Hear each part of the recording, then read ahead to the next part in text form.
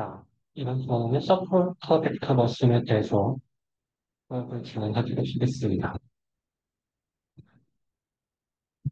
먼저 서포터 벡터 머신을 이해하기 위해서는 그 전에 간단한 다른 클래시파이어들에 대해서 배워볼 텐데요. 일단 서포터 벡터 머신은 슈퍼바이즈된 방법으로 바이너리 클래시피케이션, 즉 바이너리가 0, 1이라는 뜻이잖아요. 두 개의 클래스가 있을 때 그것을 구분하는 방법의 종류입니다. 그 두 개를 구분하는 방법에서 가장 기본적으로 우리가 생각할 수 있는 게 맥시멀 마진 클래시파이어라는 게 있고, 여기에서는 리니어리 세퍼러블 데이터에 대해서만 작용을 할 수 있고요.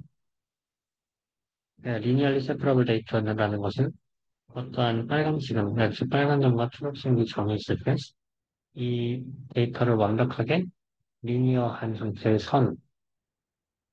선으로 구분할 수 있다는 것을 의미합니다. 여기에서 초록색 점이 하나가 이렇게 넘어왔다. 초록색 점이 하나가 넘어왔다. 이 상황에서는 정확하게 빨간색과 초록색을 완벽하게 구분할 수 있는 선을 그을 수가 없어요. 어떻게 하더라도 선을. 그랬을 때 맥시멀 마진 클래시파이어는 접근을 하지 않고요. 이때 사용할 수 있는 방법으로 서포트 벡터 클래시파이어, 서포트 벡터 클래시파이어라는 방법을 사용할 수 있습니다. 그래서 이 경우에는 디시전 바인저리는 아직 리니어한 경우에도, 그러니까 이렇게 구분을 못하는 경우에도 약간의 오류를 참아가면서 긋는 방법이라고 생각할 수가 있습니다. 서포트 벡터 머신은 여기에서 더 나아가서 이 디시전 바운더리가 리니어 자체가 아닌 널리니어한 형태. 그러니까 오히려 막 오차가, 뭐 초록색이 여기에 가끔씩 오차처럼 있을 수 있고, 빨간색이 여기에 오차처럼 있을 수 있는데, 그럼에도 불구하고 최대한 정답률을, 클래시피케이션의 성공률을 높일 수 있는 바운더리를 찾는데, 그 바운더리를 논리니어한 형태로 찾을 수 있다. 그럼 어떻게 찾을 것이냐? 가sabstract 머신 이라고 이해하면 될 것 같습니다. 그래서 서포트 벡터 머신을 이해하기 위해서는 이 전에 맥시멀 마진 클래시파이어와 서포트 벡터 클래시파이어를 이해하고 넘어갈 텐데, 오늘은 이 두 개를 먼저 중점적으로 이야기를 하고, 그 다음에 SVM에 대해서 이야기를 할 수 있도록 하겠습니다. 먼저 우리가 다뤄볼 문제는 맥시멀 마진 클래시파이어, 그리고 서포트 클래시파이어 그 다음에 다룰 텐데, 얘네들은 바운더리가 리니어하다는 거예요. 그래서 리니어한 측면에서 간단하게 개념을 짚고 넘어가도록 하겠습니다. 하이퍼플레인이라고 불리는 것은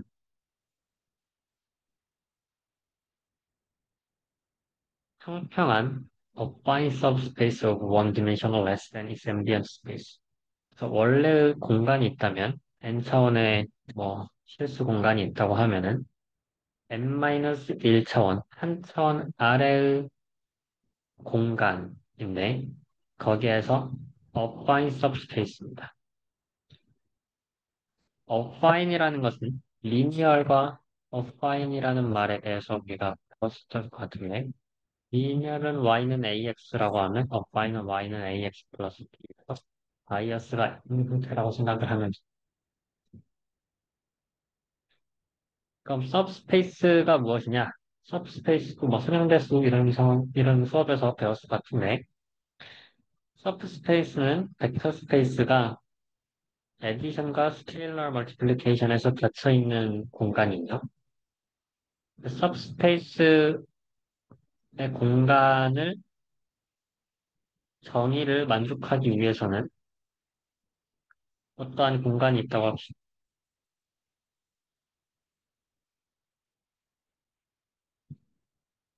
3차원에서 어떠한 벡터가 있는데 x 벡터가 있고 y 벡터가 있어요. 그럼 이 공간에서 만족하기 위해서는 x 더하기 y도 x가 어떠한 공간 안에 y도 어떤 공간 안에 있으면 x 더하기 y도 공간 안에 있어야 돼요. 먼저 에디션에 대해서 클로즈를 돼야 되니까. 그리고 스케일러 멀티플리케이션 3x도 어떤 공간에 있어야 돼요. 3x 더하기 3y도 공간에 있어야 되고 알파 x 더하기 알파 y가 어떠한 공간에 있어야 된다는 점. 여러 가지 벡터들이 이 सब스페이스를 만족하기 위해서는 하나의 y는 전체 얘는 a, x라는 리니어한 스페이스를 만들어낼 수가 있어. 얘 자체가 선이다. 선에 대해서 한정된 공간이다. 라고 하면 얘는 서브스페이스.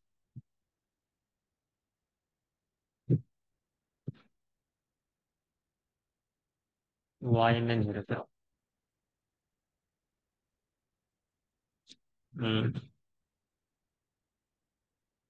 어떠한 선형 공간에서 이 벡터가 있으면 이 벡터가 있고 어떠한 다른 벡터가 있었을 때 이 벡터들의 조합을 아무리 더하고 아무리 곱하더라도 항상 선에 있고 3차원 공간에서 면, 원점을 지나는 면의 공간이라고 하면 그 벡터, 여기에 어떠한 벡터들을 다 뽑아더라도 그 벡터의 합은 그 평면 안에 있습니다. 그 सब스페이스. 기본적으로 सब스페이스는 스케일러 멀티플리케이션 지원이 돼야 되기 때문에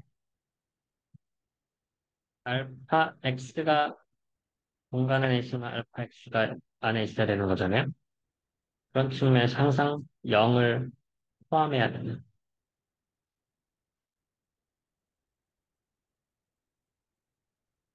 0을 포함하지 않는 공간이라고 하면 거점에 대해서 갖출 수가 없습니다. 예를 들어 지금 x, y, z에서 이런 평면 공간에서 이만큼의 바이어스가 추가가 됐잖아요. 바이어스가 추가간 공간 A 벡터에다가 벡터를 더하면 A 더하기 B 벡터의 경우에는 이 평면 공간에서의 이쪽 벡터와 이쪽 벡터의 합은 이렇게 합이 돼서 여기 측면을 있을 수가 있지만 평면까지 넘어가는 바이어스는 한 번 더 그지고 한 번 더 더해져서 이렇게 평면을 뚫게 돼버리는 거예요. 이 전체가 존재하기 위해서는 그러니까 이 바이어스 때문에 이 닫힘에 대해서 덧셈에 대해서 닫힘이 이루어지지 않아서 얘는 서브스페이스가 아니에요. 그랬을 때 어떤 바이어스가 추가된 상태, AX가 아니라 AX 플러스 B 바이어스가 추가된 형태를 어바인 서브스페이스라고 부릅니다. 그래서 제로 벡터나 뭐 여기 원점을 통과하지 않아도 되는 상태의 공간이라고 볼 수 있습니다. 간단하게 말해서는 하이퍼플레인은 어쨌든 AX 플러스 B로 나타낼 수 있는 공간이고 X가 어떠한 전체 공간이 뭐 X 벡터가 n 디멘션일 때 이 ax 플러스 b로 나타내주는 공간을 n-1의 3차원 공간일 때 2차원 공간, 2차원 공간일 때는 해주는 1차원 공간, 이라고 생각하면 되겠습니다.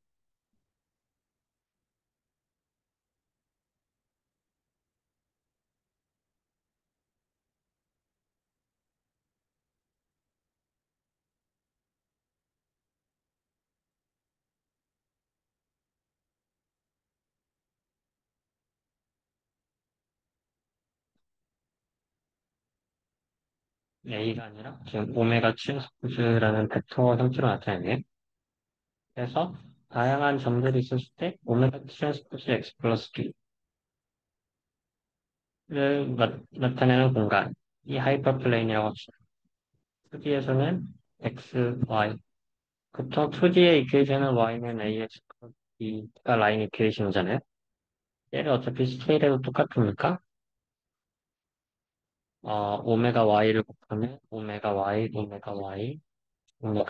곱해도 마찬가지 같은 이퀘이션이고 어, 마이너스 오메가 y nx 플러스 오메가 y 마이 마이너스 오메가 y 는 0인 거잖아요. 그럼 얘를 오메가 x, 얘를 새로운 b라고 하면은 오메가 x 플러스 오메가 y 마이 플러스 b는 0. 결국 라인 이퀘이션이거든요.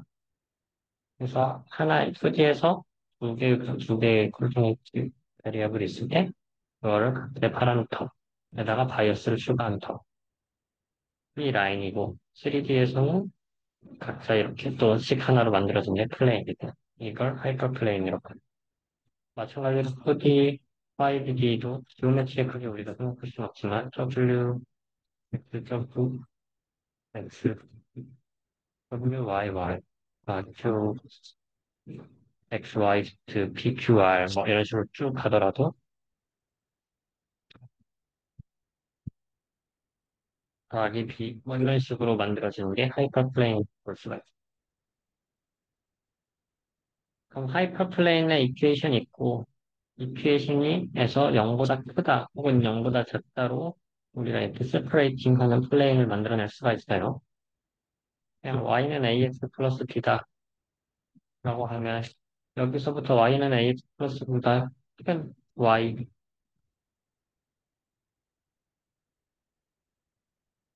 ax 플러스 b보다 0보다 크다 라고 하면 여기 y가 더 큰 거니까 위가 되는 거고 ax 플러스 b보다 작다라고 하면 아래 공간이 되는 거잖아요. 평면에서도 마찬가지로 이렇게 평면을 기준으로 너 더 크냐 더 작냐 뭐 이런 식으로 나타낼 수가 있습니다. 그래서 이런 하이퍼플레인은 어쨌든 우리가 전체 n 공간에서 시작했을 텐데 n 차원의 공간에서 시작했을 텐데 n-1 차원의 하이퍼플레인이기 때문에 걔를 공간을 n 차원의 공간을 두 개로 나누게 됩니다.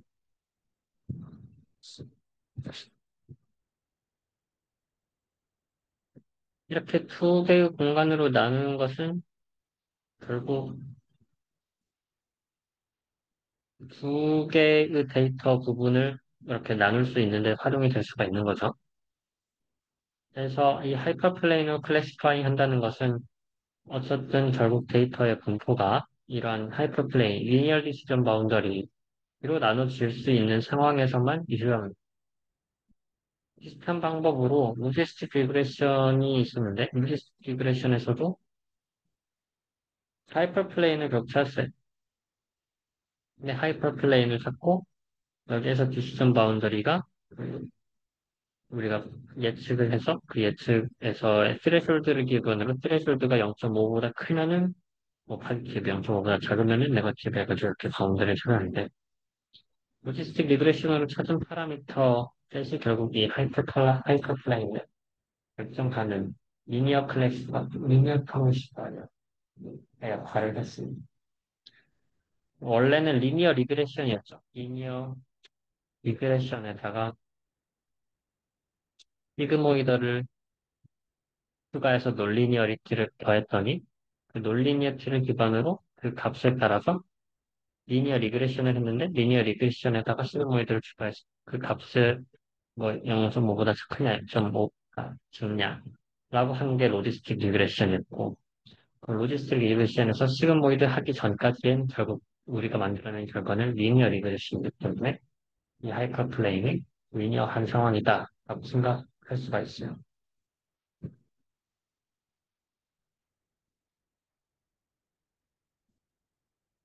자, 그럼 우리가 트레이닝 데이터셋이 있다고 했을 때 이게 파란색 점과 빨간색 점을 나누려고 하는데 파란색 점과 빨간색 점을 나눌 수 있는 하이퍼플레인, 나눌 수 있는 상황이라고 하면 그역에서 나눌 수 있는 하이퍼플레인 선들은 수만이 수만 개가 있습니다. 무한 개가 있습니다. 지금 이 경우에서만 보더라도 어떠한 점을 우리가 이렇게 나눌 수도 있는데 이 경계가 있으면 이 경계에 조금씩 떨어져 있는 경계들 수많은 선들이 다 파란색과 빨간색을 정확하게 반반으로 나눠서 맞출 수 있는 경우가 돼.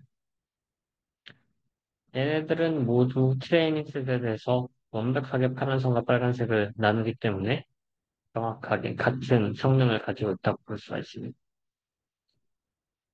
하지만 테스트 셋에 대해서는 우리가 이것을 나누기 위해 파라미터를 학습해서 이 선의 파라미터를 얻어냈는데, 얻어낸 선이 우리가 새로운 데이터가 들어왔을 때, 초록색 데이터가 갑자기 이렇게 딱 들어왔을 때, 이 데이터를 빨간색으로 구분할지 파란색으로 구분할지에 대해서는 각자의 선에 따라서 성능이 달라지죠. 그러니까 테스트 셋에 대해서는 이 무한계의 가능성들이 모두 다 다른 성능을 가지게 되는 거고, 우리는 테스트 셋의 수도 더 잘 되는 형태의 클래시파이어를 얻고 싶어요. 지금 이 상황에서 이 세 개의 검은색 선이 있다고 했을 때 가장 적절해 보이는 클래시파이어는 뭘까요? 사람이 생각했을 때, 아, 여기가 파란색 경계고 여기가 빨간색이면 왠지 그 적절한 중간값이 이 정도로 나눠야지 뭔가 적당하지 않을까라고 예상을 할 수가 있죠.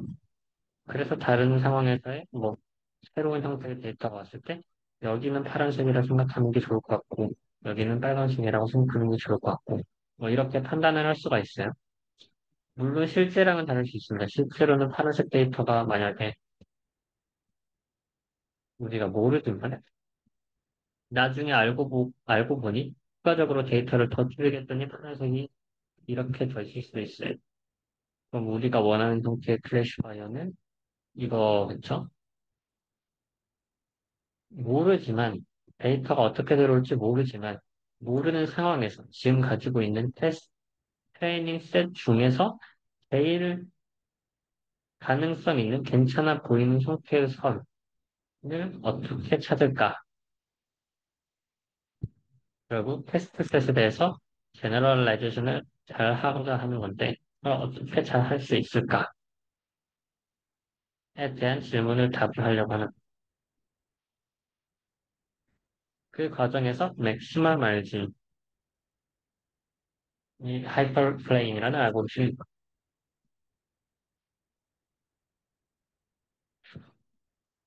맥시멀 말진, 말 그대로 말진을 맥시마이즈 하자.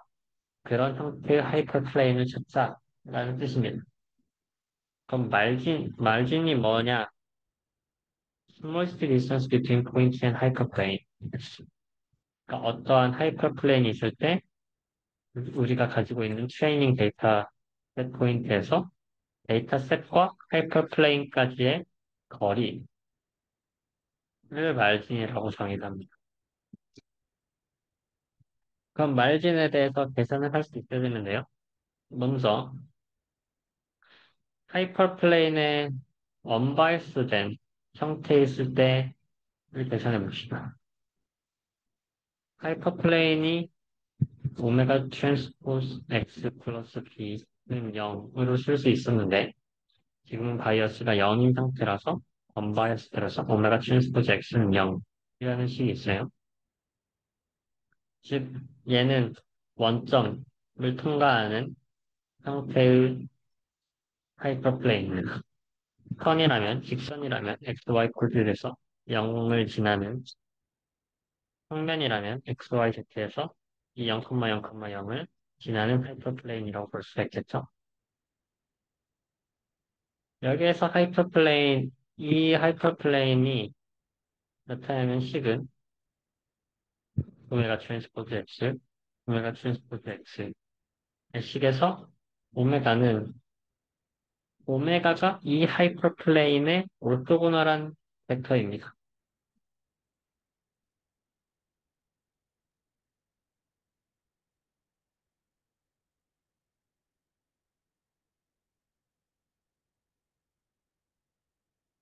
그러니까 여기에서 직선의 수직인 이 노멀 형태의 벡터가 오메가예요.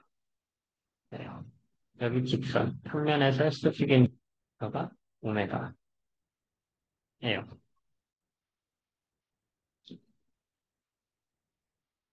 이거를 뭐 직접 계산해 봐도 좋을 것 같은데 y는 ax 플러스 b가 뭐 이 이퀘이션이라고 하면 바이어스가 없으니까 y는 ax죠.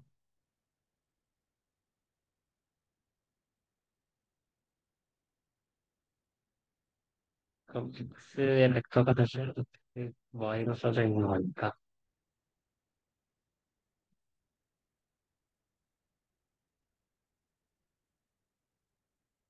얘는 y-ax는 0인 거고 얘가 오메가 트랜스포즈 xy는 0이라고 한다면 여기에 해당되는 것은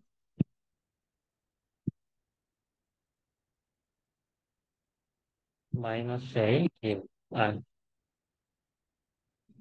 마이너스 a 1. 이 오메가가 되는 거였죠. 마이너스 ax 더하기 y는 0. 이렇게 될 수가 있으니까 오메가는 마이너스 a 1이라고 볼 수가 있어요. y는 ax니까 여기가 1 갔을 때, x가 1 갔을 때, y는 a만큼 가는 거고, 오메가를 봤을 때는 마이너스 a만큼 갔을 때, 그 다음 1 가는 형태니까, 여기가 1에서 a 가고, 여기가 마이너스 a에서 1 가면, 이렇게 되는 게 오메가 더,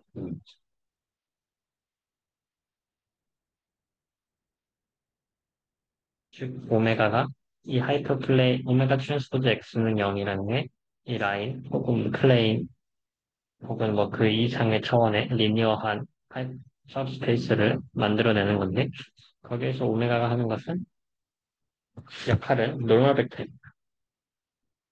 그럼 오메가는 뭐 여기서 마이너스 a여도 되고, 마이너스 3a에 3이어도 되는 거고, 그리고 곱하기 몇을 하더라도 스케일에 따라서 상관이 없기 때문에 얘를 유닛한 디렉션으로 만들어주기 위해서는 오메가를 크기로 나누는 얘는 크기가 1인 방향 오메가의 방향의 벡터가 돼요. 하이퍼플레인의 오토고널한 벡터. 그럼 여기에서 어떤 데이터 포인트 x가 있다고 했을 때 이 x와 이 하이퍼플레인 간의 거리, 이 디스턴스를 얻고 싶은데 이 디스턴스는 이 방향에 결국 이 x를 내적한 겁니다. 그럼 이 벡터 오메가에 x를 내적한 거니까 오메가 오메가 트랜스포즈 x라고 쓸 수가 있겠죠. 방향에 따라서 이게 같은 방향이면은 뭐 크기가 양수일 거고 다른 방향이면 크기가 음수일 거잖아요. 그 디스턴스를 항상 양수로 만들려고 하면 여기에 절대값을 빼고 벡터의 크기로 나눈 거고 이건 절대값. 그랬을 때 이 값이 어떠한 점 x로부터 이 하이퍼플레인까지의 디스턴스가 돼요.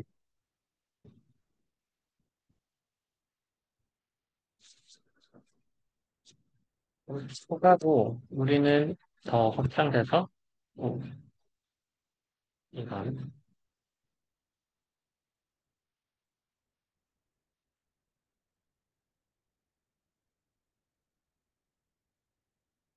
바이어스된 경우에 계속 이어서 보도록 합시다.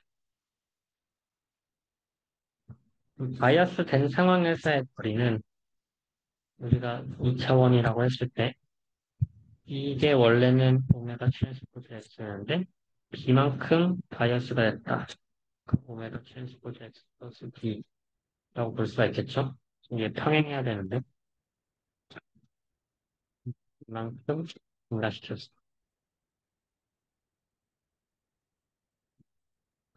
정확하게는 롤만한 방향만큼 B가 증가된 거예요.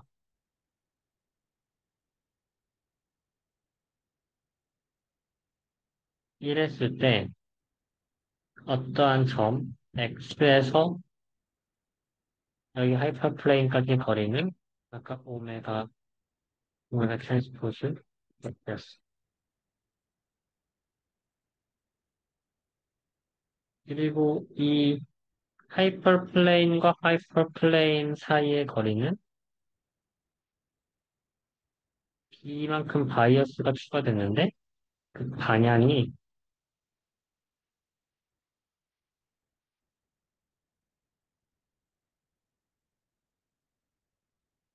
음, 오메가에 따라서, 어, 어떻게 해석하면 쉽게 될까요?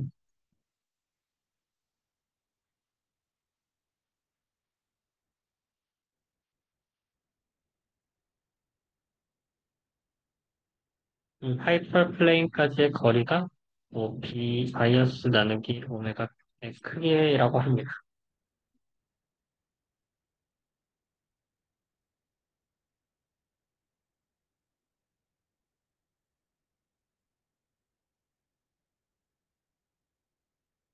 이렇게 해석을 하는 게 그나마 나을 것 같은데, 우리가 오메가 자체라는 것은 어쨌든 오메가 방향으로 우리는 벡터가 있는 거고, 단위 벡터는 오메가의 오메가 방향으로 나는 거잖아요.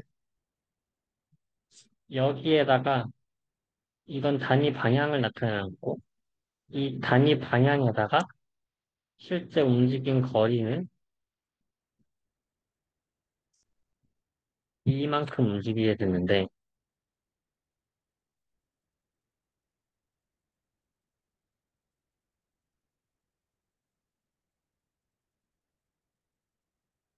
음,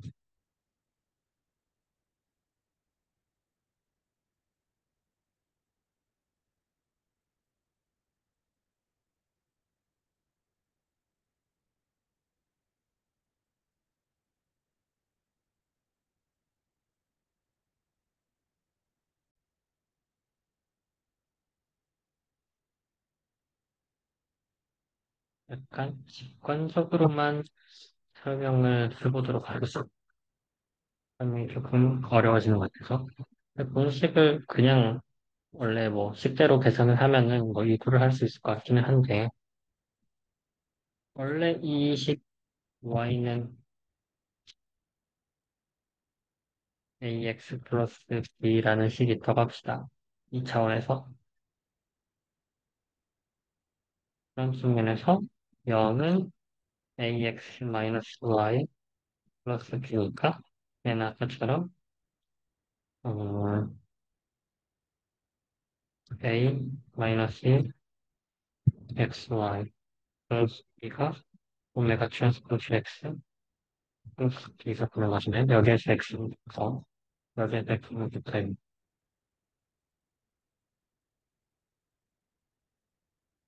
여기에서 각자에다가 알파를 곱하고 여기에다가 알파를 곱해도 식은 똑같아요. 그러니까 y는 ax 플러스 b라는 식이 각자의 알파에도 똑같으니까 이 파이퍼 파라미터 오메가의 스케일은 결국 나중에 깔끔하게 만들어주기 위해서는 오메가의 크기로 나눠줘야 돼요. 오메가의 크기로 나눠주어야 이 b 자체도 바이어스가 되는 거고. 그래서 그 상황에서 b를 이만큼 움직였다 했을 때 하이퍼플레인 거리가 움직이는데 하이퍼플레인 거리는 b 움직인 게 이 기울도 이 오메가의 크기로 나눠줘야지 실제 움직인 거리다 라고 생각을 할 수가 있어요. 또 다른 식으로 직관적으로 생각해 보면 y는 0.1x가 있고 약간 낮게 있는 식이 거기에서 y는 0.1x에 y는 0.1x 플러스 3이라고 하면 y만큼 3이 움직였죠? 그럼 실제 이 하이퍼플레인의 거리는 이 거리니까 3보다 약간 안 되는 거리가 될 거예요. 이번엔 또 다른 경우로 y는 3x라고 했을 때 y는 3x 플러스 3을 하면 y로는 3이 움직였지만 실제로 이 하이퍼플레인 간의 거리는 이 수직이기 때문에 이 수직인 거리를 계산해 줘야 되잖아요. 그러니까 이 오메가의 크기가 이 결국 오메가의 전체 크기는 y랑 3 합쳐져 가지고 3의 제곱 더하기 2의 제곱으로 되는 텐데 그거의 스퀘어 루트일 텐데 이 크기에 따라 크기가 커지면 커질수록 y는 10x, y는 50x 뭐 이런 식으로 커지면 커질수록 여기에서 하이퍼플레인 간의 거리는 작아지게 됩니다. 극단적으로 y는 무한 x라고 하면은 얘는 이런 직선이 되는 거고, 이 직선에서 y는 플러스 3을 해봤자 똑같은 직선이라서 하이퍼플레인 거리는 0배. 그래서 하이퍼플레인과 하이퍼플레인의 거리 분식은 이렇게 됩니다. 그 두 거리를 더한 거는 오메가 트랜스포즈 x 플러스 b가 되는 거고, 여기서도 마찬가지로 거리니까 거기에 절대값을 해주면은 절대값이 얘는 한 점과 하이퍼플레인의 거리 분식으로 볼 수가 있어. 이 한 점과 하이퍼플레인까지의 거리 중에서 다양한 데이터 포인트들이 있잖아요. 다양한 데이터 포인트 중에서 이 거리를 다 계산하고 그중 가장 가까운 거리를 우리는 마르진이라고 이야기를 합니다.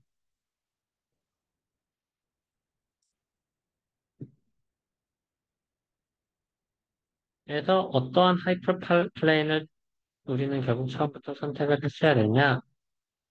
맥시멀 마르진이라는 것은 마르진을 가장 키운다는 거고요. 마르진은 우리가 가지고 있는 어떠한 데이터 포인트 중에서 그 중에서 가장 하이퍼플레인과 가까운 거리를 가지고 있는 애를 마르진이라고 부릅니다. 파란색의 경우에는 파란색에서 이게 하이퍼플레인이라고 했을 때 가장 하이퍼플레인과 가까운 거리. 뭐 포인트가 여러 개가 나올 수도 있죠. 우리가 정확하게 두 개 똑같은 거리가 있으면 가장 이 가까운 거리 디스턴스 D를 M을 마르진이라고 하는 거고 서포트 벡터는 이 하이퍼플레인과 가장 가까운 거리를 가지고 있는 데이터를 서포트 벡터라고 부릅니다.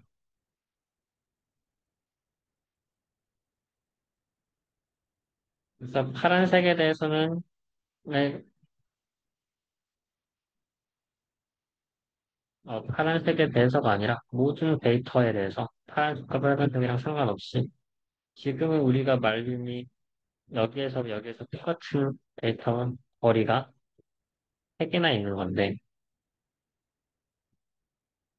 예를 들어 하늘색 점이 여기에 하나 찍혔다고 합시다. 그럼 이 선에 대해서 이 거리가 말진이 되는 거고 이 말진에 해당하는 점은 얘 하나만이 서포트 벡터가 됩니다. 데이터 포인트가 결국 벡터로 나타낼 수가 있기 때문에 말진에 해당되는 벡터를 우리는 서포트 벡터라고 그냥 부르기로 했어요. 이름을 그렇게 붙였어요. 데이터 포인트 X 여기에서 X는 X1, X2 그 차원에서의 데이터고 YI는 레이블입니다. 이게 파지티브인지 네거티브인지 레이블. 이게 뭐 플러스 1인지 마이너스 1인지 레이블로 있을 때 우리가 데이터 X의 데이터와 레이블이 있는 상황에서 말진을 최대하고 싶은데 그 최대하고는 파라미터를 찾자. 근데 파라미터는 아까 말했다시피 y는 뭐 ax 플러스 이라는 식이 있으면 얘는 여기 알파를 똑같이 붙하더라도 똑같은 이퀘이션이란 말이에요. 그 파라미터를 하나로 만들어주기 위해서는 그냥 하나의 컨스트레인트를 추가합니다. 모든 파라미터의 제곱의 합이 1이다라는 컨스트레인트를 설정해주면 그러니까 뭐 ay 플러스 by 플러스 cx는 0인데 얘는 어떠한 형태든 알파를 곱하면 다 성립이 되는데 a제곱 더하기 b제곱 더하기 c제곱이 여기 X가 아니고 다였으니까 c제곱이 1이다. 뭐 이런 식으로 파라미터를 제한하면은 이거를 만족하는 이 계수는 유니크하게 하나만 존재하게 돼. 여기서 말순이라는 것은 오메가 트랜스포즈 xi 플러스 오메가 제로 이게 결국 디스턴스다잖아요. 이 오메가 트랜스포즈 x 플러스 오메가 제로 이 오메가 제곱의 크기 오메가를 1로 만들었으니까 이게 디스턴스입니다. 디스턴스가 말진보다 항상 커야 된다.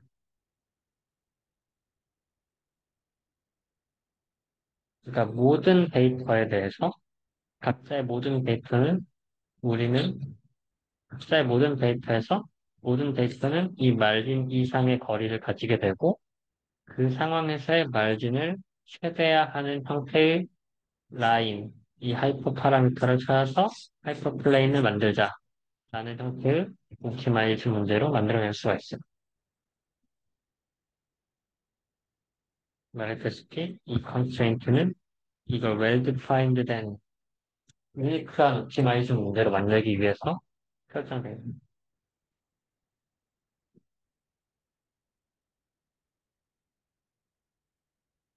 이 디스턴스는 경우에 따라서 플러스일 수 있고 마이너스일 수 있기 때문에 오메가가 있으면 여기가 오메가 방향이면 오메가의 파지티브한 것은 플러스이고 네거티브한 방향으로 거리는 마이너스인데 그래서 레이블을 1 마이너스로 둬가지고 yi가 가질 수 있도록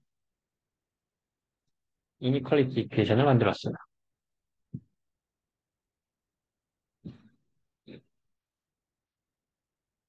그럼 우리가 지금 풀고자 하는 문제는 이게 말진이었는데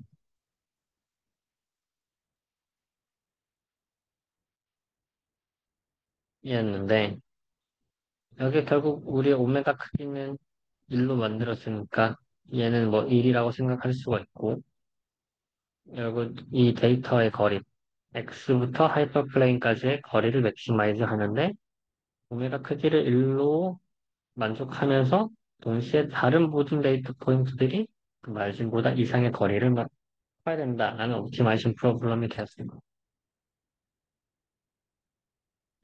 얘를 잘 변형하면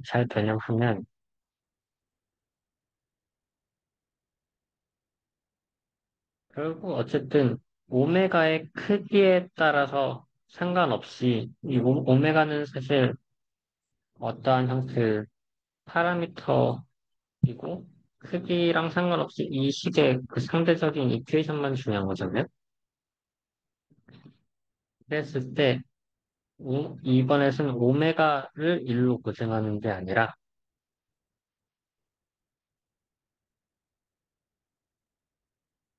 이 말진을 1로 고정한다.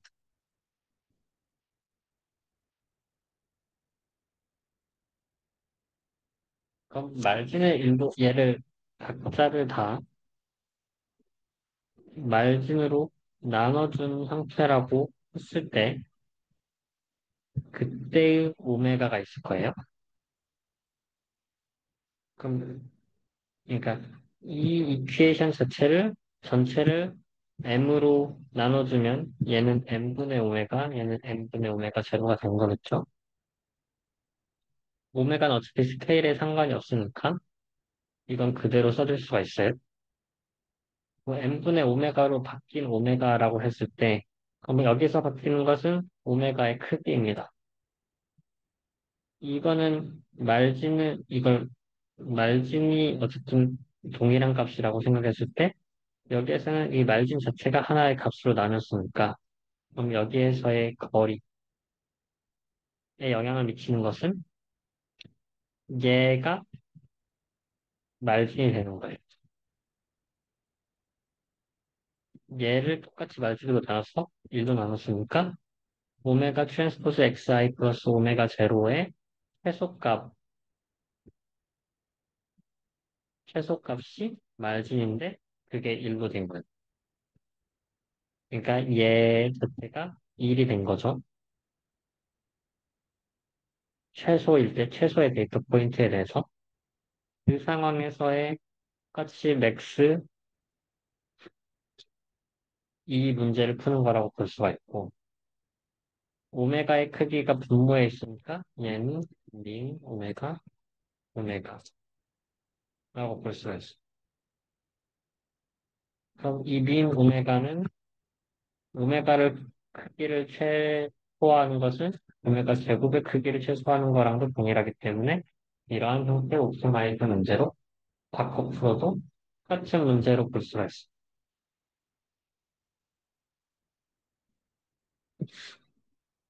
그럼 이 문제가 똑같은 문제로 바꿨는데 왜 바꾸냐?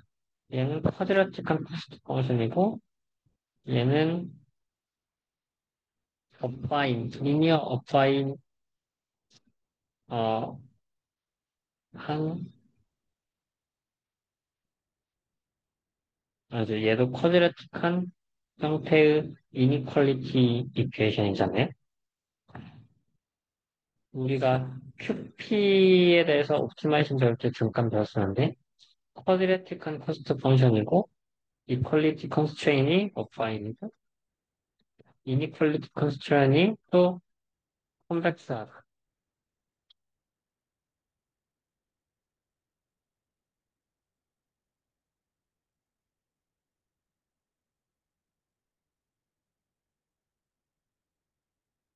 이 상황에서 얘는 QP로 셋업이 되고 콘벡스 옵티마이션으로 굉장히 효율적으로 풀 수가 있어. 지금 여기 쿼드라틱 코스트 펑션이 얘가 어파인한 형태의 컨벡스한 이니퀄리티 컨디션이기 때문에 얘는 굉장히 빠르게 쉽게 풀 수가 있습니다. 그런 측면으로 이러한 옵티마이션 프로블럼으로 바꿔서 풀어요. 이 컨스트레인트를 맞추는 형태의 옵티마이션은 논리니어 프로그램이 있어야 되기 때문에 훨씬 어렵고 같은 문제를 푸는 거라서 이렇게 푸는.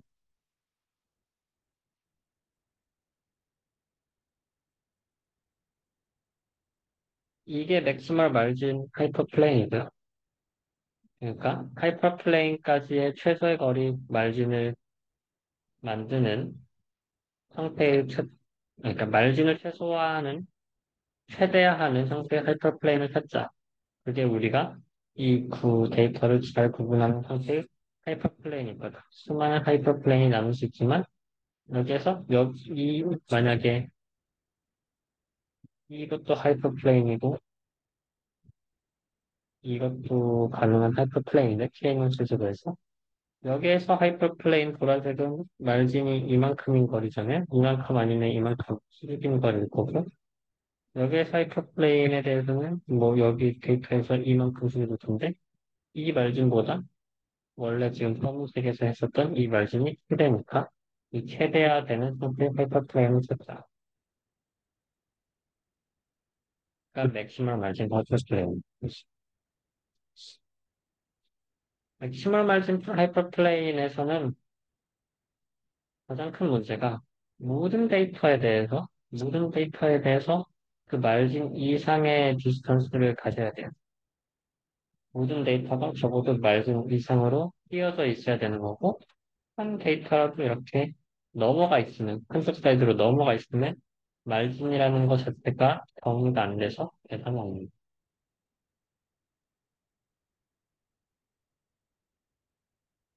그래서 separating hyperplane이 없을 때, 맥시멀 말진 하이퍼플레인을 쓸 수가 없고요.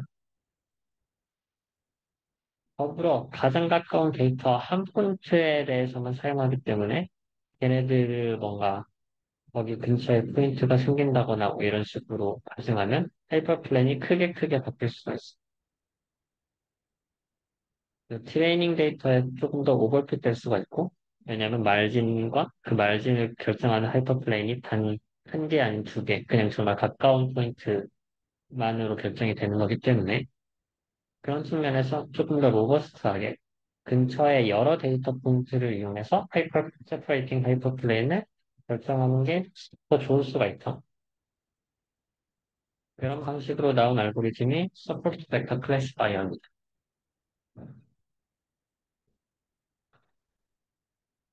서포트 벡터 클래시파이어도 맥시멀 클래시파이어, 맥시멀 마진 하이퍼 플레인에 마찬가지로 하이퍼 플레인을 이용해서 결정을 하는데요. 지금 여기에서 한 가지 중요한 점은 샘플 데이터가 다른 쪽, 하이퍼플레인으로 나눠지는 다른 쪽에 있어도 이것을 허용합니다. 그래서 여기에서는 이 말진이라는 것을 계산할 때 소프트 말진이라고 조금 더 하드한 컨스트레인트가 아니라 컨스트레인트를 조금 더 너그럽게 해줘요. 이러한 측면에서 맥시멀 마진 하이퍼플레인을 하드 마진 SVM이라고도 불리고, 이건 이제는 서포트 벡터 클래시파이어가 소프트 마진 SVM이라고 불릴 수 있습니다.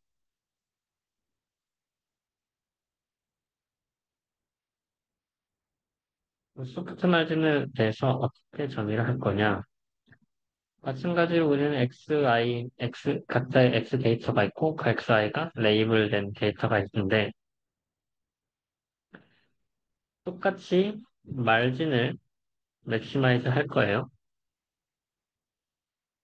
여기에서 말진은 그 아까 정의했었던 데이터 간의 가장 가까운 형태, 데이터와 하이퍼플레인의 가장 가까운 거리로 정의하는 게 아니라 우리가 설정한 하나의 하이퍼 파라미터입니다.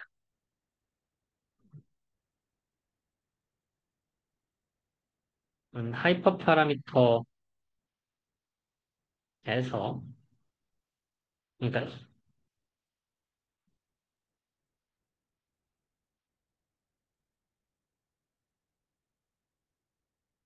하이퍼 파라미터로부터 거리에 따라서 컨스트레인트가 적용을 돼야 되는데, 그 컨스트레인트에 약간의 여유를 줘요.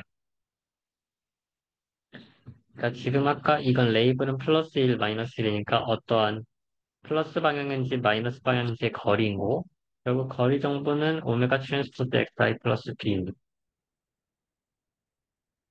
이게 거리 정보가 말진보다 이상이어야 되는데, 어떤 데이터, 각자 i 데이터에 대해서 얘가 xi 데이터가 있을 때, 얘가 여기부터 이게 말진이면 말진보다 이상이어야 되는데, 말진을 우리가 조금 더 세게 잡았다. 말진이 여기다. 라고 하면은 말진보다 가깝잖아요. 그럼 원래 우리가 가지고 있었던 그 맥시멀 마진 클래시파이에서 오메가 트랜스포즈 xi 플러스 b가 말진이다라는 컨스트레인트가 있다고 하면 말진보다 얘는 무조건 크기 때문에 성립이 안 돼. 근데 여기에 입실론이라는 새로운 변수를 추가함. 이 거리가 말진인데 말진을 1-입실론 i를 곱해줘요. 그러니까 어떠한 형태든 이 데이터에 대해서는 말진에 입실론 i가 뭔지 모르겠지만 입실론 i가 곱해지면은 이렇게 말진 곱하기 1-입실론 i가 곱해져서 말진이 작아지죠. 그러니까 이 컨스트레인트를 적용하는 조건이 작아지죠. 말진보다 더 작은 거리에 있는 데이터더라도 이 컨스트레인트를 만족할 수가 있어요. 입실론 i가 0이면 말진을 그대로 사용하는 거고 입실론 i가 뭐 0.1이면 이게 90%로 말진이 작아지는 거고 입실론 i가 0.5다. 라면 50%로 컨스트레인트가 줄어드는 거잖아요. 그랬을 때 입실론이 어떤 하나의 페널티라고 볼 수가 있습니다. 입실론을 많이 쓰면 많이 쓸수록 말진보다 안에 있는 데이터를 포함할 수 있는 이 컨스트레인트를 세리스팩션 할 수 있지만 그 세리스팩션을 하기 위해서는 입실론을 더 많이 써야 돼요. 그런 측면에서 우리는 입실론의 전체 썸을 어떠한 우리가 정해놓은 large C의 크기보다 작게 만들어야 돼요. 그러니까 데이터 하나가 입실론 i를 뭐 0.1을 썼고 데이터 다른 게 0.5를 썼다. 근데 뭐 C가 0.7이다. 라고 하면 우리가 쓸 수 있는 남아있는 C는 0.1밖에 안 남은 거죠. 그런 식으로 전체 우리가 말진보다 더 작은 형태로 허용될 수 있는 데이터가 있는데 그 데이터에서 허용되는 크기는 페널티 입실론 i를 주는 거고 그 입실론 i의 전체 서메이션이 토탈 페널티 랄리스보다 작아야 된다라고 볼 수가 있습니다. 이 페널티는 이 전체 클래시파이어 하이퍼플레인의 밖으로 넘어가더라도 적용이 될 수가 있습니다. 원래 이쪽으로 구분이 돼야 되는데 아예 하이퍼플레인에서 넘어간다고 했을 때 넘어가더라도 뭐 입실론 i가 1보다 커서 0, 1.7이다 라고 하면은 입실론이 점점 커질 때마다 이렇게 넘어가서 이렇게 넘어가죠. 넘어간 형태의 데이터에 대해서도 허용을 할 수가 있습니다.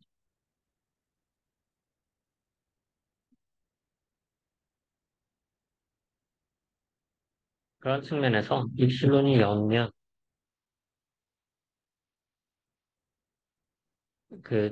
페널티를 전혀 하나도 안 쓴 거고 네, 봅시다. 이게 하이퍼플레인이고 하이퍼플레인으로부터 말진을 우리가 임의로 설정을 해줬어요. 말진을 설정했을 때 빨간색은 여기에, 파란색은 여기에 있다고 하면 얘네들은 어차피 말진은 밖에 있으니까 신경 안 써도 되는 애들이고. 근데 이 1번에 대해서는 말진보다 더 가까이 있죠. 거기에서 사용되는 입실론 원 페널티가 있을 거예요. 11번도 11번을 커버하기 위해서 입실론을 더 많이 써서 물론 12일의 페널티가 있겠죠. 반대로 파란색에 대해서도 이 8은 여기 말진에서 가까우니까 입실론 8, 입실론 11을 씁니다.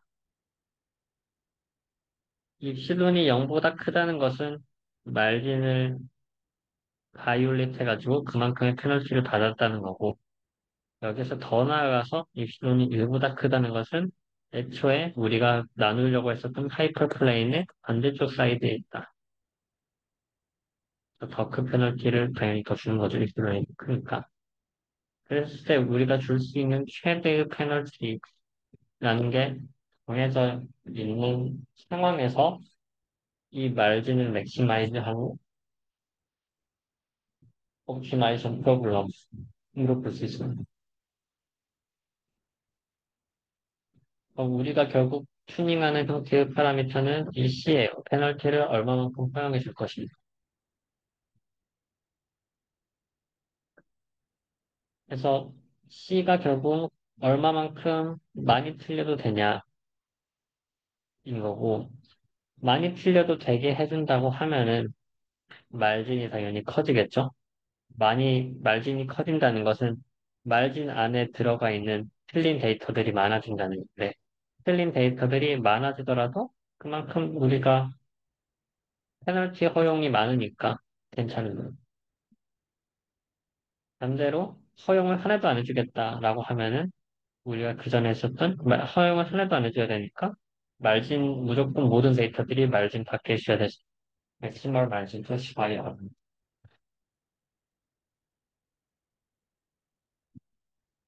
이 C를 크게 설정해준다고 하면 크게 설정해주면서 얻게 되는 결국 이 말진을 결정하게 해주는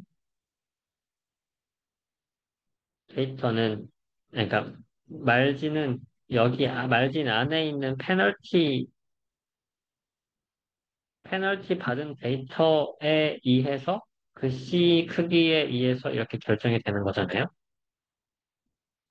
그래서 우리는 더 많은 데이터를 포용할 수가 있고 이 데이터를 기반으로 말진과 하이퍼플레인이 결정이 됩니다. 그럼 이런 상황에서 말진과 하이퍼플레인이 결정되기 때문에 여기에 데이터가 한두 개가 추가되더라도 막 크게 변하지가 않아요. 그래서 크게 변하지 않는다는 것은 베리언스가 적다는 것입니다.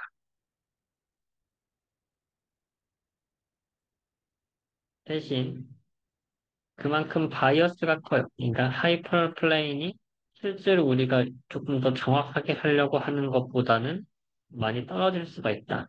데이터가 변하는 거에 따라서. 예를 들어 스몰 c로 갑시다. 우리가 말진 버짓을 별로 안 줬어요.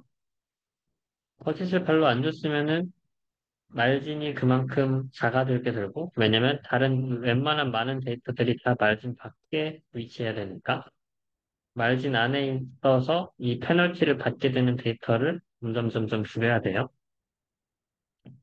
그런 측면에서 얘는 맥시멀 말진 클래시파이어에 가까워지고, 파란색과 빨간색을 잘 구분하려고 하는 점 근처에 점점 가까워집니다. 그래서 여기에서 대략적으로 봤을 때 여기서부터 빨간색이 시작되고 여기서부터 파란색이 시작돼요. 물론 바이올레이션 되는 아웃라이어들이 있지만 아웃라이어를 무시했을 때 이 두 포인트와 이 빨간색 포인트를 경계를 나눈 상태가 적절한 하이퍼 플레인일 거예요. C를 키우면 키울수록 이 적절한 하이퍼 플레인에서 벗어날 수 있습니다. 벗어난다는 게 바이어스가 크게 생긴다는 거죠. 대신 여기에서 C가 작을 때는 뭐가 문제냐? 여기에 데이터가 하나만 추가되더라도 하이퍼플레인이 크게 바뀔 수가 있어요. 맥시멀 마진 클래시파이어의 문제이기도 하죠. 얘네들은 어쨌든 마진 하나에 의해서 하이퍼플레인이 결정되니까. 여기에서도 이 하이퍼플레인을 결정하는 애들은 이 말진에서 페널티를 받는 이 데이터 포인트들이고, 걔네들 포인트가 적게 되어 있는데, 포인트가 뭐 한두 개가 더 들어왔다고 하면은 확 하이퍼플레인이 바뀌는 그런 측면에서 베리언스는 커진다고 볼 수가 있죠. 여기에서의 서포트 벡터는 이 말진을 결정하는 여기 모든 페널티를 받는 형태의 데이터를 말하는 거고, 그래서 많은 서포트 벡터가 있기 때문에 데이터에 조금 더 로버스트하고, 그래서 로우 베리언스, 적은 서포트 벡터가 있기 때문에 하이 베리언스. 그래서 얘네들의 트레이드오프를 잘 결정해줘야 되는 형태로 이 거짓을 설정해줘야 됩니다.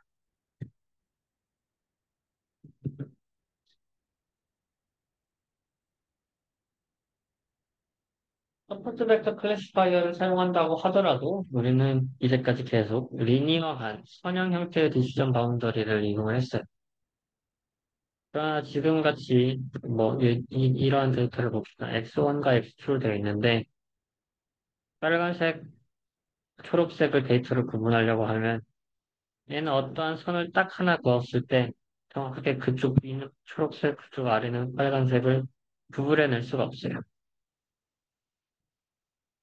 그래서 얘는 선형으로 불과한 형태의 데이터입니다. 얘를 구분하기 위해서는 이렇게 공간을 나눠야 되는데 얘는 선형이 아니라 비선형이죠. 그러나 이런 비선형으로만 나눠질 수 있는 데이터들도 우리가 잘 데이터를 구조를 바꾸면 선형으로 나눌 수가 있어요. 예를 들어 우리가 이 데이터를 봤을 때 지금 0을 기준으로 x1 0와 x2 0을 기준으로 얘는 x1, x2가 둘 다 양수, 얘는 둘 다 음수죠. x1 곱하기 x2를 하면 얘는 양수고 얘도 양수가 됩니다. 빨간색은 x1 곱하기 x2를 하면 하나는 플러스 마이너스, 하나는 마이너스 플러스 해서 둘다 마이너스 마이너스가 됩니다.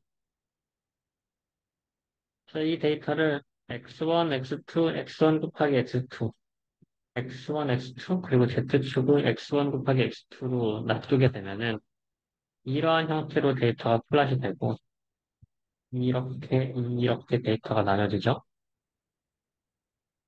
이렇게 나눠진 데이터는 x1, x2가 0인 기준으로 이렇게 하이퍼플레인을 그으면 여기보다 이상인 것은 초록색, 여기보다 아래인 것은 빨간색. 그래서 나눌 수가 있어요. 그러니까 데이터 공간을 x1, x2가 아니라 새로운 더 고차원의 데이터로 얘를 매핑을 했고 데이터를 매핑을 하고 나니까 하이퍼플레인으로 얘를 나눌 수가 있다. 그러니까 어떠한 형태의 피처 스페이스에서는 그러니까 새로운 형태의 원래 오리지널 데이터에서 새로운 형태로 데이터를 만들어내고요. 얘는 리니어한 디시전 바운더리로도 충분히 나눌 수 있다라는 것을 우리가 알 수 있습니다.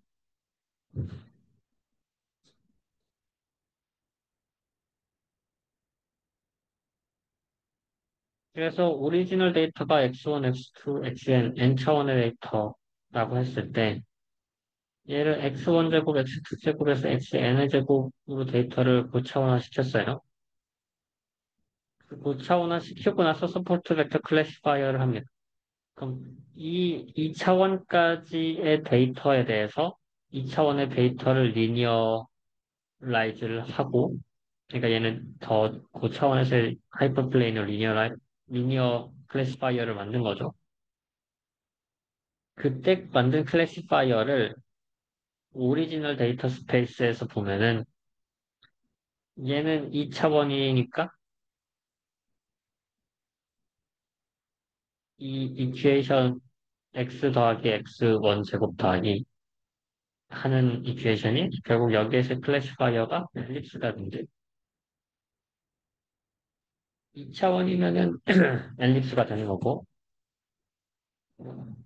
음, 왜 엘립스가 되냐? x1 제곱 더하기 그냥 얘가 xy라고 합시다. 근데 xy 대표를 xy, x제곱, y제곱이라고 하면 이거를 나누는 어떠한 식은 알파 x 더하기 베타 y가 하이퍼플레인일 텐데 얘는 알파 x 더하기 베타 y 더하기 감마 x 제곱 더하기 뭐 제타 y 제곱이라고 하면 얘는 감마 x 플러스 뭔가의 제곱 더하기 베타 y 플러스 뭔가의 제곱은 0, 0이 아니라 는 별, 뭐 이런 식으로 쓸 수가 있잖아요. 얘는 일립 이퀘이션입니다. 그래서 단순히 이렇게 차원을 높였을 때 얘는 일립스한 형태로 오리지널 스페이스에서 일립스한 형태의 바운더리로 말진이 생기는 것으로 해석을 할 수가 있어요. 이 EN 차원에서는 리니어한 거죠. X1, X2가 있고 더 높은 차원에서 뭐 X1 제곱이 있고 더 높은 차원에서 X2 제곱이 있는데 그 더 높은 차원에서는 이 서포트 벡터 클래시파이어처럼 리니어하게 만들어졌지만 얘를 x1, x2 차원으로 다시 높여서 클래시파이어를 계산해보면 이러한 형태의 일립스, 논리니어한 형태로 두 개의 데이터 셋을 구분할 수 있다는 거예요.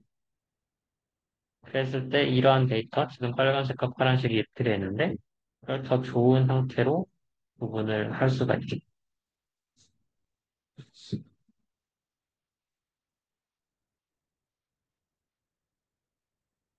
그래서 더 고차원의 피처를 쓰면 쓸수록 일립스뿐만이 아니라 훨씬 더 복잡한 형태의 논리니어한 이러한 형태를 만들어낼 수가 있을 거고요. 그게 정확하게 뭐 2차까지는 일립스라는 형태가 만들어졌지만 그 고차원부터는 이게 정확하게 어떻게 만들어질지는 모르겠어요. 그럼에도 불구하고 뭐 비선형의 이 클래시파이어를 만들어낼 수가 있다.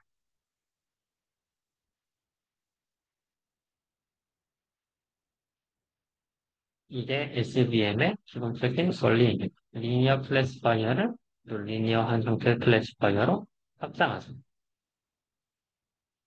여기서 똑같이 말지는 데이터와 어떠한 플레인, 여기서는 하이퍼플레인은 아니죠. 하이퍼플레인은 아닌데 어떤 형태의 바운더리, y 디스턴스가 있는 거고 그 디스턴스에 의해서 페널티가 똑같이 발생하는 거예요. 그래서 페널티의 합을 어떠한 C라는 거짓의 한계를 줘서 구분하는 형태의 이 비선형 바운더리를 찾는 겁니다. 근데 피처가 많아지면 많아질수록 당연히 계산량이 복잡해질 거고요. 차원이 증가하니까. 그 차원이 증가하는 상황에서 우리가 이걸 어떻게 효율적으로 계산할 거냐에 대해서 따져봐야 됩니다.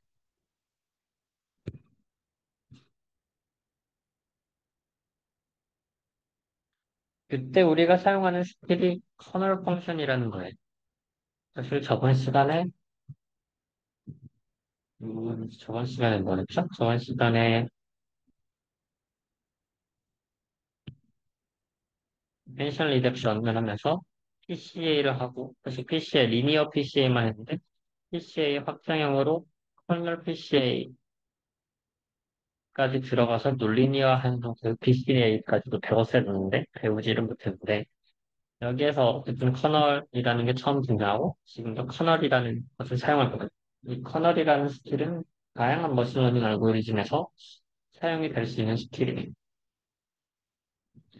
리콜이라고 했지만 처음 배우는 거니까 커널 펑션은 우리가 피처 형태로 이렇게 x를 바꿨지만 그러니까 지금 아까 x1, x2였는데 얘를 x1, x2, x1 제곱, x2 제곱 혹은 뭐 x1, x2가 될 수 있는 혹은 더 다양한 고차원의 스페이스로 매핑을 했잖아요. 이 매핑하는 함수를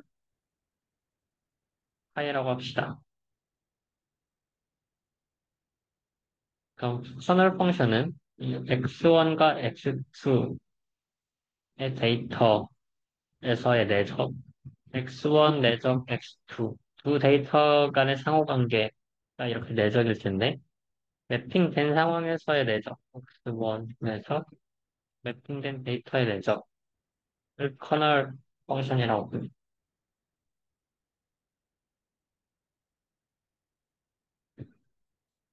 데이터들이 인풋 스페이스에서 파이에 의해서 매핑돼가지고 피처 스페이스로 가는데 피처 스페이스에서 각 데이터 간의 내적을 커널 펑션이라고 불러요.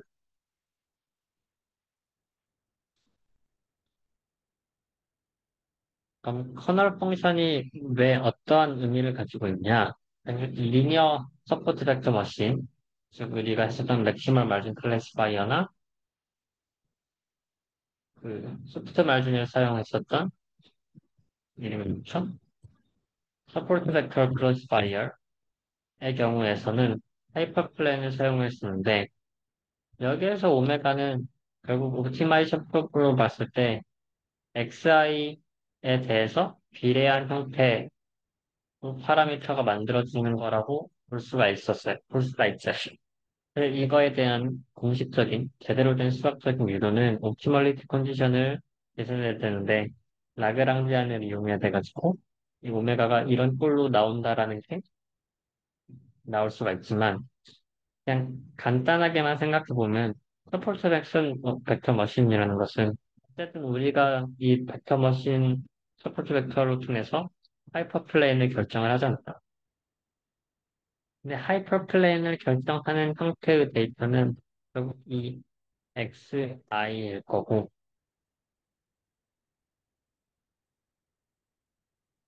이게 리니어한 이큐에이션이기 때문에 여기 서포트 벡터들의 xi에 연관되어서 오메가가 결정이 된다고 생각해 볼 수도 있을 것 같아요.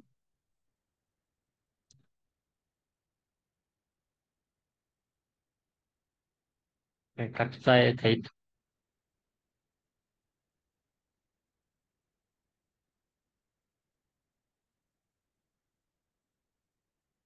여튼 이렇게 된다는 것을 믿고 갑시다.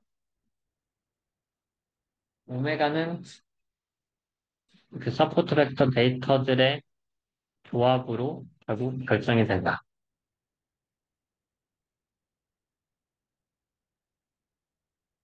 그런다고 했을 때 클래시파이어는 오메가 트랜스포즈 x 플러스 b 마이너스 말진이어서 이 말진에 따라서 0보다 크냐 0보다 작냐 클래시파이어가 됐는데 이때 여기 오메가 트랜스포즈가 오메가는 이 이퀘이션을 그대로 가져오면 xi 트랜스포즈 x가 돼서 이너 프로덕트가 나오고 그럼 제너럴한 서포트 벡터 머신 그러니까 이 제너럴한 서포트 벡터를 보통 우리가 서포트 벡터 머신이라고 부르는데 여기에서는 우리가 매핑 펑션을 사용했어요. 매핑 펑션을 통해서 하이어 디멘션으로 널리니어한 형태의 이 바운더리를 만들기 위해서 만들고자 하였는데 매핑 펑션을 하고 냈으면은 여기에서도 마찬가지로 오메가는 매핑한 형태의 데이터에서 바운더리가 될 테니까 알파 yi 파이 xi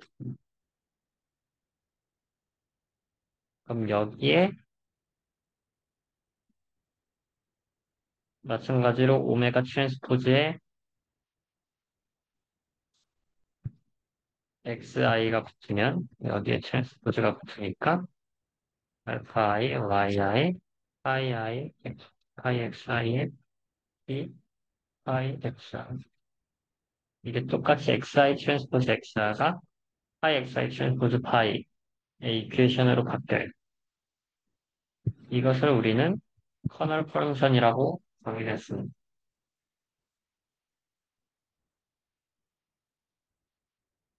그래서 우리가 파이를 몰라도 우리가 알고 싶은 것은 파이 트랜스포즈 파이이기 때문에 커널만 알면 됩니다. 커널 펑션의 결과만 알면 돼요. 조금 더 커널에 대해서 설명을 하자면 이게 이너 프로덕트를 하는 방법에서 실제로 매핑을 상관없이 이너 프로덕트를 계산하는 방법이라고 보면 돼요. 우리의 데이터가 X에서 파이 피처 스페이스로 옮겨지는 것을 파이가 만들어내는데 옮겨져 있는 피처 스페이스에서의 이너 프로덕트가 커널입니다. 이 커널 펑션은 내적이기 때문에 시메트릭하다는 특성을 가지고 있고요.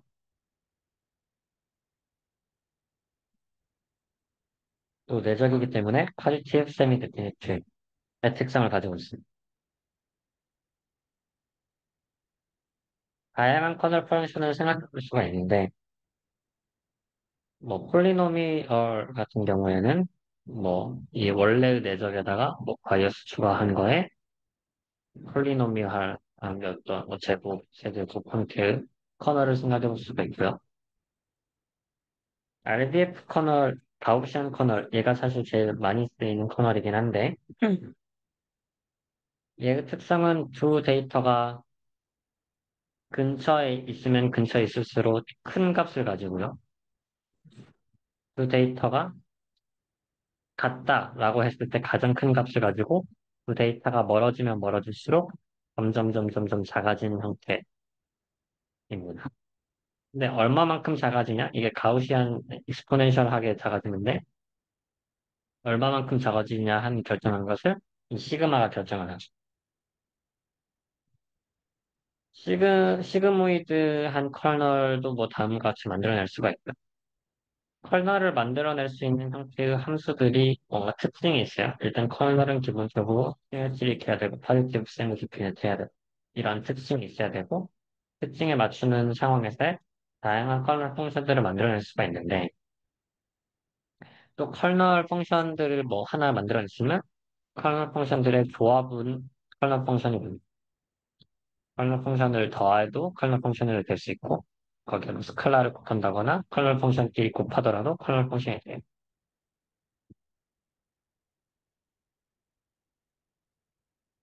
다양한 컬러 펑션을 생각해 볼 수가 있고, 걔네들을 이용할 수가 있는데, 커널 펑션에 대해서 조금 더 따져보자고 하면, 가우시안 컬러는 이러한 이퀘이션으로 만들어진다고 했어요.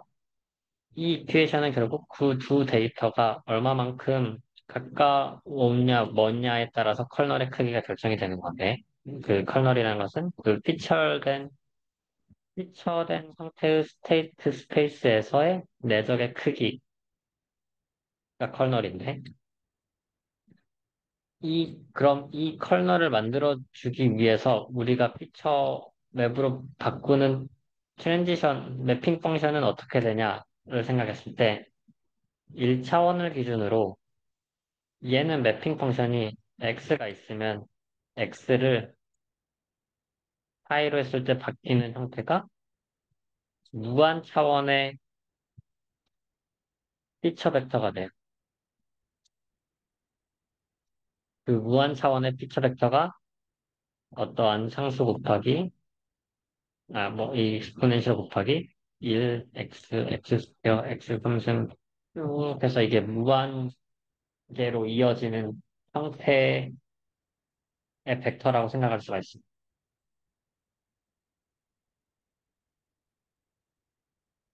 여기에서 신기한 것은 우리가 아까 x를 파이로 통해서 청산했을 때 뭐 xy가 있었으면 x제곱,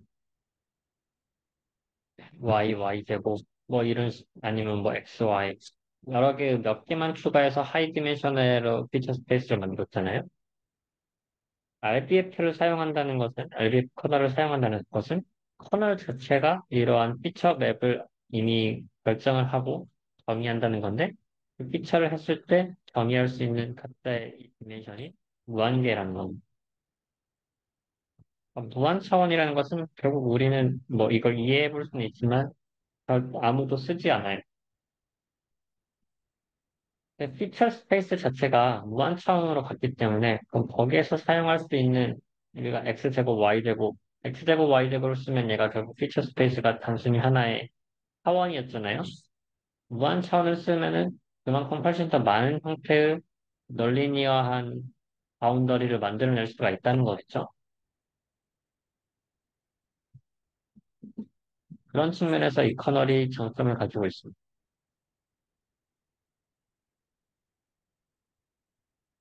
가우시안 커널의 경우에서는 어쨌든 이 시그마 자체가 이 데이터 가깝냐 멀냐를 결국 결정해주는 정도인 거고, 그큰 시그마를 가지고 있으면은 가우시안 자체가 넓어지면서 H가 뭐죠? 음,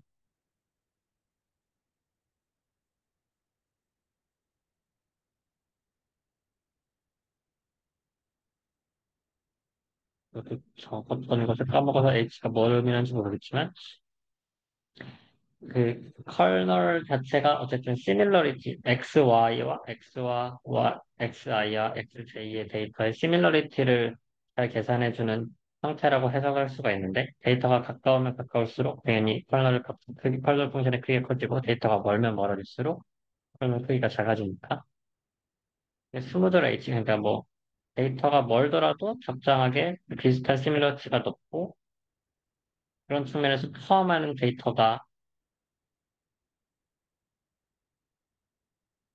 많아지니까 포함하는 데이터가 많아진다는 것은 아까 우리가 클래시파이어를 할 때도 봤듯이 포함하는 데이터가 많아지면은 바이어스는 커질 수 있지만 베리언스는 작아집니다. 그런 측면에서 여기에서도 시그마에 따라 시그마가 크면 바이어스는 커지지만 베리언스가 적어진다라고 해석을 할 수가 있습니다.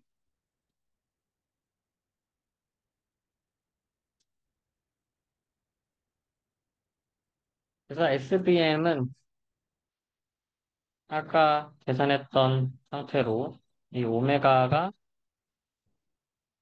원래의 리니어 SVM은 이런 식으로 각 데이터에 내적이 필요했는데, 내적으로 이 클래시파이어가 만들어지는데, 결국 옵티마이즈를 하다 보면 오메가가 이런 식으로 만들어지는데, 지금은 이제 커널을 사용해서 얘가 결정이 되는 거예요. 그래서 다양한 커널 펑션을 사용했을 때, 리니어 바운더리를 사용했었던 리니어 SVM과 달리, 뭐 폴리니얼 커널을 사용하게 되면은 이 바운더리가 뭔가 폴리노미얼한 형태의 비선형성이 만들어지는 거고요. RBF를 하면은 RBF는 아까 말했지만 무한 차원으로 피처맵이 만들어져요. 그래서 이 바운더리가 어떠한 식으로든 어떠한 형태로든 나올 수가 있게 됩니다. 근데 어떠한 형태로든 나온다는 것에서 결국 그 익스포넨셜 RBF 커널이 비슷한 데이터와 먼 데이터의 유사도를 결정하는 베리언스를 측정하는 거라고 생각할 수도 있어요. 시밀러리티를 생각하는 거니까 각 내적을 계속했는데 이 데이터와 이 데이터가 먼지 가까운지에 대해서 이렇게 뭐 결정하는 거라고 볼 수가 있습니다.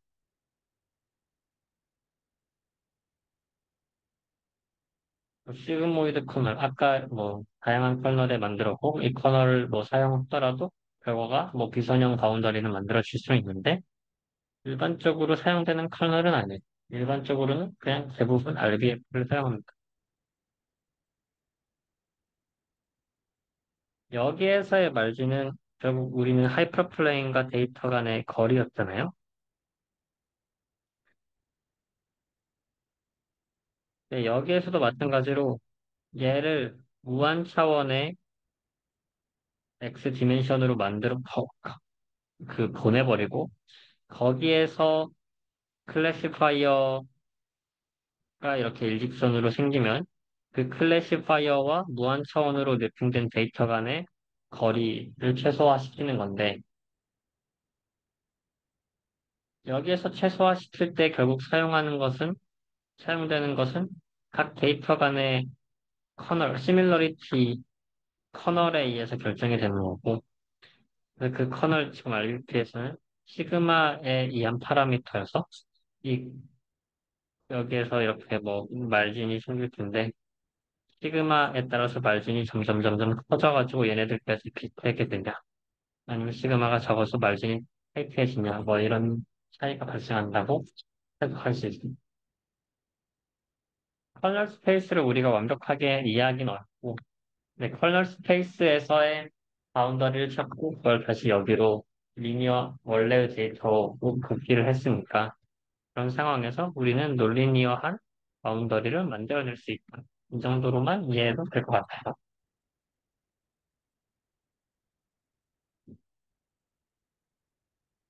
SBM에 대해서 그 3개 이상의 클래스가 있을 때는 어떻게 되냐? SBM이라는 것 기본적으로 바이너리한 형태의 데이터 클래스를 나누는 식이었기 때문에 더 많은 클래스가 생기면은 접근해 볼 수 있는 방법이 첫 번째로는 모든 클래스마다 하나씩 해보는 겁니다.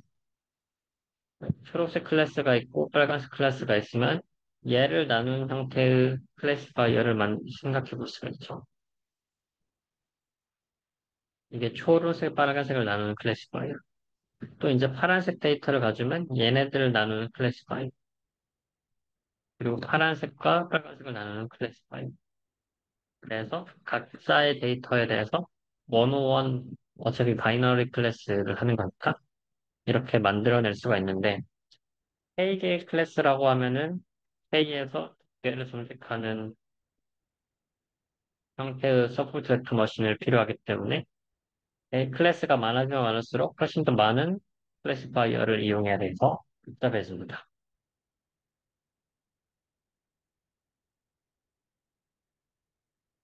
그리고 실제로 어떠한 새로운 데이터가 왔을 때 그 새로운 데이터가 초록색이냐, 파란색이냐, 빨간색이냐를 알아보려고 한다면 각 클래시파이어에 다 대입을 해가지고 각 클래시파이어에서 이 클래시파이어에 대입을 하면 초록색이겠죠? 이 클래시파이어 파란색, 빨간색으로 대입하면 파란색이 있고 이 클래시파이어에 대입하면 파란색이겠죠? 그럼 파란색 2번 나왔고 초록색 1번 나왔으니까 얘는 파란색이다. 뭐 이런 식으로 결정할 수가 있습니다.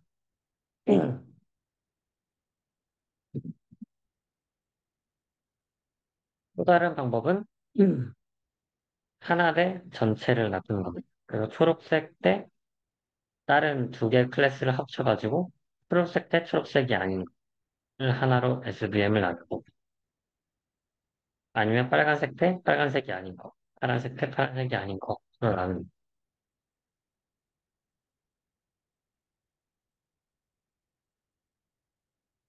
이렇게 나누는 경우는 그냥 단순히 그 각자의 클래스에 따라서 한 번만 SVM을 하면 되기 때문에 그 클래스가 많이 늘어나더라도 SVM을 하는 횟수는 훨씬 더 적어도 됩니다. 대신 데이터의 개수가 클래스마다 차이가 많이 날 수가 있고 데이터 하나의 데이터가 훨씬 더 많아지기 때문에 거기에 의해서 임밸런스 때문에 하이퍼플레인이 잘 계산되지 않을 수도 있다. 이러한 문제가 발생합니다.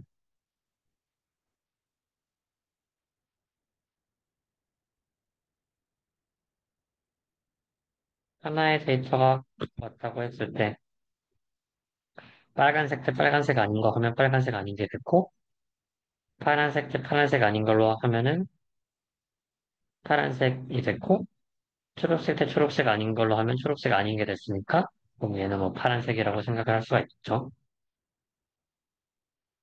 애매해지는 경우는 이런 상황에서 빨간색은 확실히 아닌데 초록색일 수도 있고 파란색일 수도 있다. 이런 경우는 좀 애매해질 수 있지만 그냥 맞다고 하는 것, 그럼 초록색이라 생각해도 되고 파란색이라도 해도 되는 거죠. 그렇게 테스트에 대해서 클래시피케이션을 할 수가 있습니다. 이것도 SVM이니까 꼭 하이퍼플레이는 리니어한 SVM이 할 필요가 없이 커널 함수를 이용하다 보면 뭐 RBF 커널을 이용하는 뭐 이런 식으로 바운더리를 잘 논리니어하게 설정해.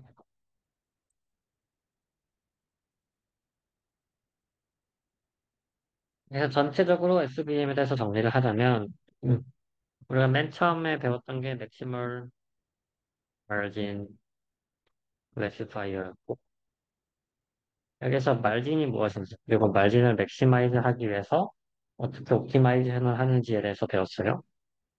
이게 더 나아가서 하나의 데이터만을 하더라도 미스클래시피케이션이 되면 얘를 사용할 수가 없기 때문에 또複雑 말진을 사용하는 방법으로서 풀스 벡터 클래시파이어를 썼죠.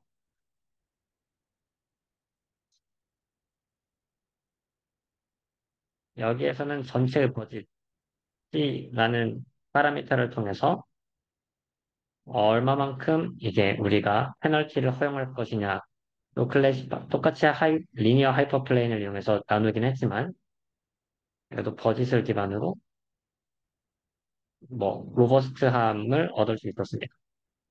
여기서 C에 따라서 바이어스, 베리언, 베리언스, 트레이드 오프가 발생했어요. 여기까지 하는 그 다음에 넘어간 게 커널을 이용해 가지고 스테이트를 피처 스페이스로 만들어내고 피처 스페이스에서 나누는 형태로 SVM이 이루어집니다. 이때 피처 스페이스에서는 피처 스페이스에서의 뭐 하이퍼플레인을 직접 거리를 계산하는 게 아니라 결국 여기에서 거리를 계산하는 것은 선언이라는 함수를 통해서만 계산을 했기 때문에 뭐 무한 차원으로 이가 매핑이 된다고 하더라도 선언을 이용해서 계산을 할 수 있어요. SVM은 기본적으로 옵티마이션 프로블럼이 컴플렉스한 형태여서 유니크한 솔루션을 만들어줍니다. 그럼에도 불구하고 뭐 트레이드 오프가 있고 커널에 따라서 성능이 달라져서 이 버짓을 어떻게 설정할지, 컬러스를 어떻게 설정할지에 대한 튜닝을 해줘야 되고, 바이너리 클래시피케이션이 기본이기 때문에, 그래서 멀티 클래스에 대해서는 그 전에가 같은 방법으로 이를 응용해서 풀어야 됩니다. 리니어 클래시피케이션 자체는 뭔가 이 거리라는 것 자체로 뭔가 쉽게 설명을 할 수 있지만, 이게 피처 스페이스로 넘어가 버리는 순간, 뭐 대략적으로는 비슷한 데이터와 먼 데이터를 해석할 수는 있더라도, 이 자체에 대해서 하기가 어려워지는 게 있습니다.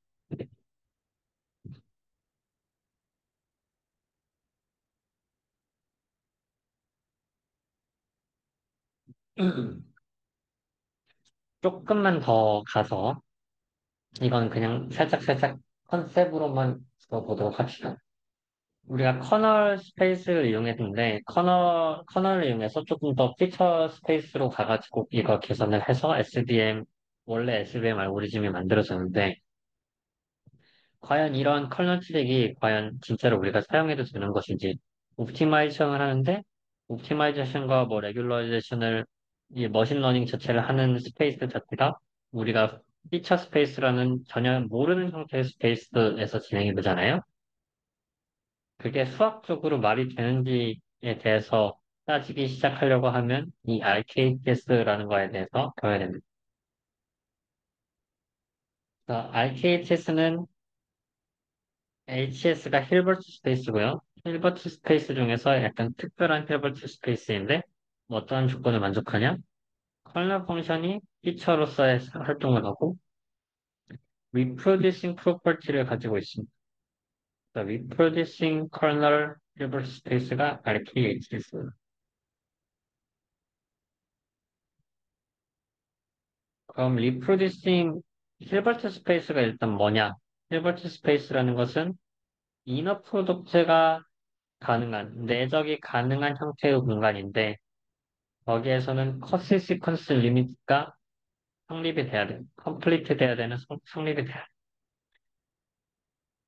이너 프로덕트는 우리가 벡터 스페이스에서는 단순히 이렇게 두 벡터의 내적이라고 했지만 조금 더 제너럴한 수학에서 이너 스페이스의 정의는 리니어하다. 어떠한 함수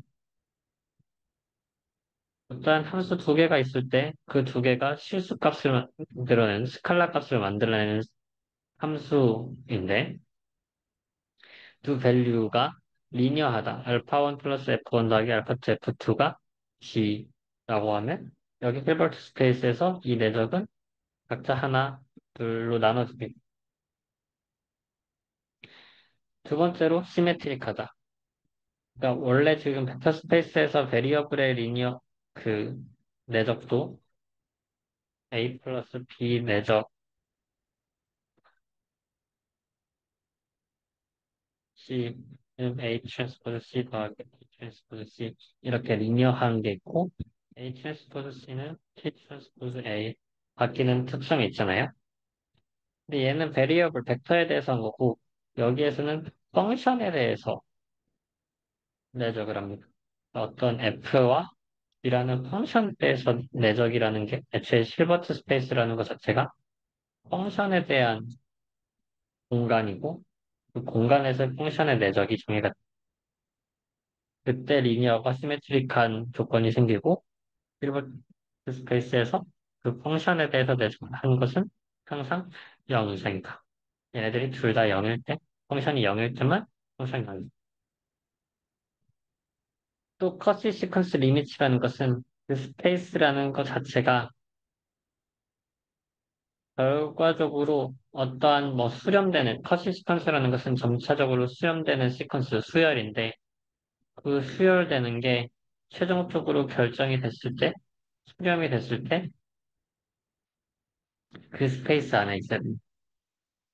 예를 들어 2일 1.4, 1.41, 2.414 이렇게 해서 점점 변화하는 수열이 있다고 하면 이게 결국 루트 2로 수열이 되는데 이 컷이라는 거는 점점 가까워지는 그러니까 계속해서 어떤 점으로 가까워져서 수렴한다는 거고요. 그 컷시 시퀀스 자체가 얘의 리밋이 루트 2가 어떠한 실수 스페이스였다. 리얼 넘버였다 하면 루트 2는 리얼 넘버이니까 얘는 컴플리트 스페이스라고 볼 수가 있고 근데 얘네들은 각자는 유리수인데 유리수가 무한으로 가까워지면 무리수가 되잖아요. 그럼 유리수의 스페이스에서 얘 극한이 무리수가 됐으니까 얘는 유리수 안에 들어있다는데 얘는 컴플리트한 스페이스가 뭐 화학적으로 그래서 컴플리트와 시퀀스 리미트가 있는데 얘네들을 얘네들이 적용이 포함하고 있는 형태의 이너 프로덕트 스페이스를 피벗 스페이스라고 부른다. 조금 어쨌든 개념이 어렵지만 그냥 간단하게 생각하면 내적 공간이, 함수의 내적 공간이 이루어지는 공간이라고 봅시다. 이게 힐버트 스페이스이고, 거기에서 RKHP, 그러니까 리프로듀싱이라는 프로퍼티가 성립을 해요.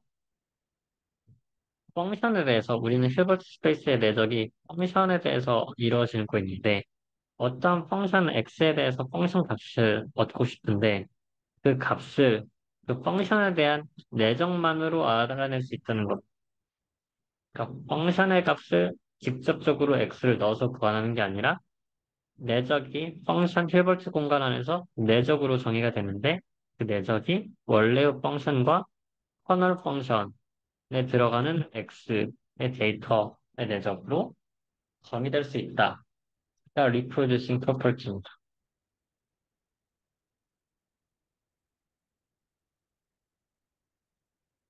이 수학적 이론에 의해서 우리가 커널 펑션을 positive semi-definite하게 정의를 하면 얘는 reproducing kernel 를 이루어져서 reproducing property를 만족할 수 있다고 해요. 그럼 그 상황에서 어떤 펑션의 값을 찾고 싶은데 그 펑션의 값을 찾고 싶은 것은 그 커널 펑션. 결국 이 펑션을 에스티메이트 할 때 커널 펑션과 원래 펑션의 이너 프로덕트로 정의할 수 있기 때문에 그럼 옵티마이션 프로그램에서 아까 그 결국 최적화를 진행을 하고 나면 오메가 파라미터는 뭐였죠? 오메가 파라미터는 원래 데이터의 합으로 클래시파이어가 만들어졌잖아요. 파라미터가 만들어질 수가 있었잖아요. 여기서도 마찬가지로 커널 있으면 커널의 합으로 이 클래시파이어가 될 수 있는데 그거에 대한 과정이 리프레젠탈 티오렘으로 커널의 합으로 이러한 펑션이 옵티마이즈가 될 수 있다는